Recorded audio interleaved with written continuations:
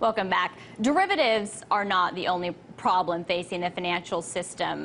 We want to bring in some other stories. Bloomberg has reported that Henry Paulson, when he was Treasury Secretary of the U.S., told several hedge fund managers back in July of 2008 that a government takeover of Fannie Mae and Freddie Mac was in the cards, that this could happen.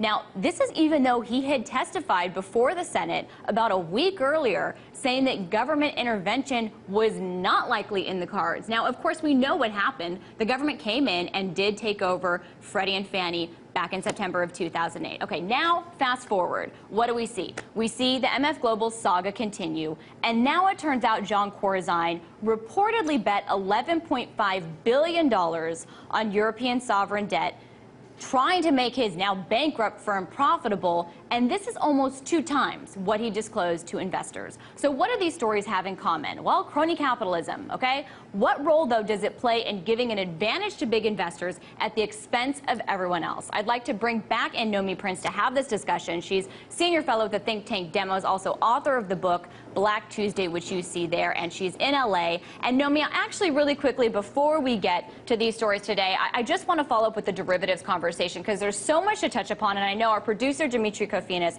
wants to get into this discussion to ask you something about it. Hey, Nomi, my question had to do with your conversation with Lauren before. You were talking about how the 5 biggest banks have about 96% of the OTC derivatives market. And to me, that seems, or rather, let me ask it this way, how is that different than a racket? Because if the mafia is running a protection racket, they basically go to local stores and they say, give us this much money every month or we're going to light your house on fire.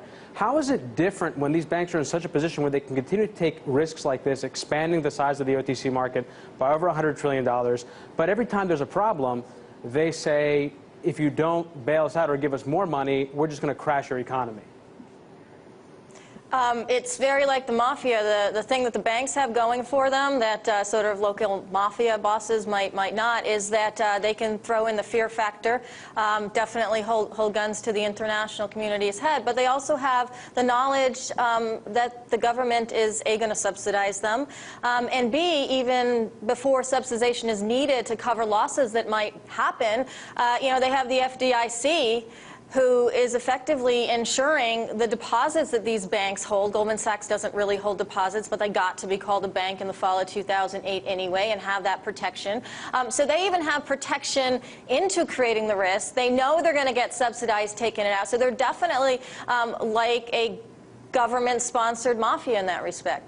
And Nomi, it's not just subsidies. You also have, evidently, government officials coming in and telling you what's going to happen. I want to go back to 2008 with this report that Hank Paulson was meeting with hedge fund managers, Wall Street execs, and telling them that there could be a takeover of Fannie and Freddie. What the heck was he doing meeting with these people, having this conversation during the height of the financial crisis? That specifically goes to the crony capitalism idea. I'll say that the other commonality between MF Global leader John Corzine and Hank Paulson when he was Treasury Secretary is that they both ran Goldman Sachs. So you know, they're coming from a position where what they understand, what they know, what they have soft spots for, what they get money out of, what they got money out of, is Wall Street, is the way in which those financial opportunities come by them, in which financial firms work. And so Hank Paulson, hanging around a bunch of hedge fund and money market and private equity fund managers, is with his people. Now, his people are not, you know, the United States citizens. His people are these people. So when he is in front of them and sharing information that he should not be sharing as a public servant, a public servant to the United States population, it doesn't even cross his mind. And there's no legal framework to keep him from doing that. So he's specifically sharing what he knows with these people. And as you mentioned, he's also withholding information from Congress. So effectively, definitely picking a side, keeping the side that he was on before he got to the position, and keeping his side, of course, in that position. And it's no different with John Corzine. He didn't become the Treasury Secretary, he became a senator. senator, became a governor, right. and now he's effectively hiding the money that he bet. You know, we're talking about bets before on European sovereigns, and he hasn't even been arrested yet. He doesn't even have to talk about the investigation behind this for another almost 2 or 3 weeks, if anything comes of that, which it may not. So with John Corzine and with this report that $11.5 billion was what he was betting on European sovereign debt, which is twice what he disclosed to investors, if this is true, are you suggesting that he gets away with this kind of thing because of the Goldman Sachs, the political connections, the crony capitalism? I'm going to say if he does get away with it, it's definitely because of those. I mean, he has... I continually do be astonished at how so many things that happen that are absolute criminal activities, that are frauds, that are grand larcenies, that are wrong by SEC rules, get basically pardoned or swept under the carpet or thrown little fines and sort of go away, and little settlements and go away. John Corzine, mixed money within his firm, hasn't reported money. I mean, he's committed fraud. If he does get away with that fraud, it will be because he's been able to somehow confuse the extent to which that fraud was committed, and it's more simple fraud than what Goldman Sachs as a company might have created with their CDOs and other things that they also were in front of investigation committees for and got no punishment really except some settlements in relation to.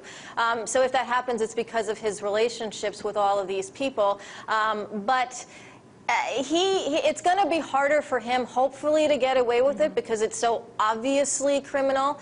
It doesn't require a whole lot of explanation as to why it's criminal. It's like I had the money disappeared. I said it was this much, now it's actually this much. I mean, these are very clear instances and clear actions. So hopefully he will not get away with them. But if he does, it is because of those connections. And of course we will see. But I just want to ask you, because you did bring up the Goldman Sachs connection, and because you did used to be at Goldman Sachs, we often hear these reports of crony capitalism and, this connection of so-and-so worked at Goldman with this person. Is it really like that? Is it really kind of a boys and girls club where you kind of support people from Goldman or are, more likely to kind of have these opportunities?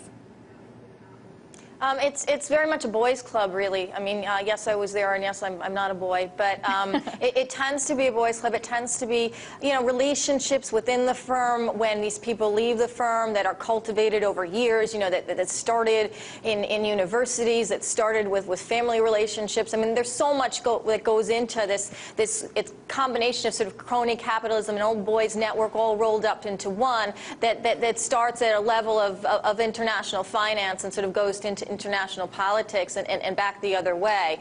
So yeah, it is definitely like that. It's all very much, you scratch my back, I'll scratch yours. If you're really out in the cold, I might ignore you because I don't want to get in trouble also, but otherwise, you're in my tent. I mean, there's a lot of that all the time. Okay, great. It's really great to have that expertise because, of course, you were in the trenches there, and now you're connecting the dots for us. That was Nomi Prins. She's from the think tank Demos, also the author of many books.